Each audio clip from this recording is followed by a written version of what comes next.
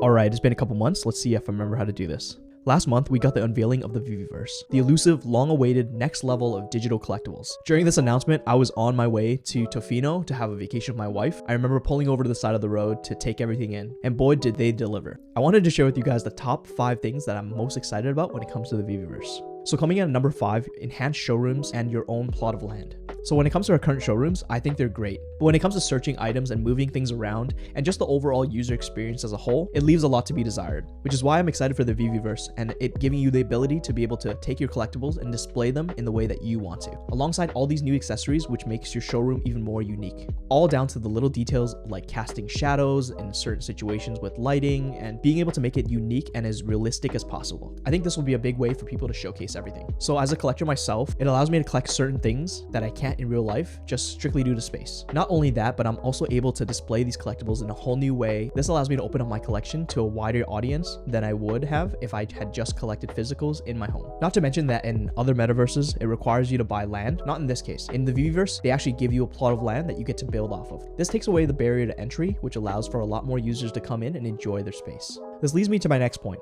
Connectability, number 4. With our current showrooms up to this point, we've been able to share our showrooms on Twitter, social media, and other platforms, but not directly through the app the way that we want to. With the Viviverse showrooms, this allows for people to be able to come into your space and be able to walk around as if they were in first-person view. It provides a full and immersive experience for people to see things the way that they want to. Not only that, but I see the Viviverse as taking over many of the things that we are already doing today in Web 2. Things like Twitter Spaces, Clubhouse, Twitter DMs, or Messenger chat. That's how I get a lot of my communication with the community, with friends, and things like that. And I believe that the Viviverse will replace all of that. The connectability and the ability to network in the Viviverse will be unrivaled. People are already so passionate in Twitter Spaces nowadays. I can only imagine what it would be like when you can invite someone over to your VV space to be able to hang out as if they were a guest in your home. Not to mention that the app is currently only in English. I can only imagine the scale of connectability when the app gets translated into other languages. And we go global with localization. I can only imagine the amount of new people that we're going to see and be able to connect with. So coming at number 3, interoperability. This is a massive piece. We've been waiting for this for a very long time. And I remember hearing an AMA with David and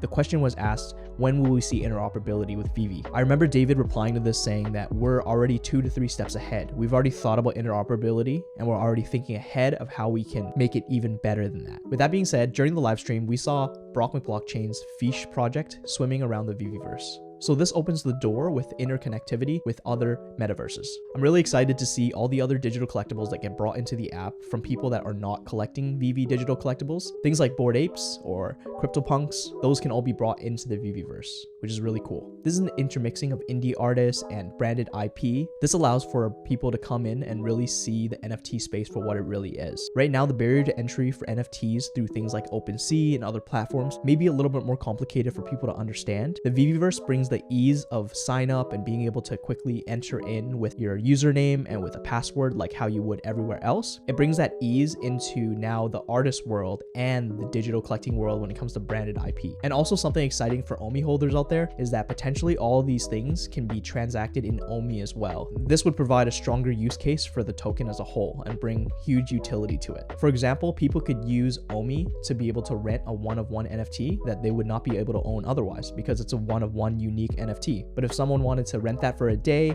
to be able to showcase it to friends or use it in a gallery or use it for a game, this allows people to be able to do that. For another example, you could charge Omi to be able to have that person come into your showroom to check out these one-of-one NFTs, which really brings benefits from all ends. So utility for Omi, the consumer coming in to view this one-of-one NFT, and the person that created the showroom also gets paid for it as well. Okay, so coming in at number 2, this is probably the thing I'm most excited about. What do Roblox, Minecraft, and Fortnite all have in common? Spoilers, it's not the graphics. It's the ability for the community to create games. During the live stream, they announced that they would allow users to be able to create games for other community members to come in and play. With Veve already being so successful with just being digital collectibles on their own, I can only imagine what gamification brings to the table when it comes to being able to use those digital collectibles in a gaming environment. This opens the door to so many things. We see things on Twitter every day of giveaways and challenges And now that can be all done in the Viviverse with the person doing the giveaway, creating the games, and being able to challenge the community in order for them to get their collectibles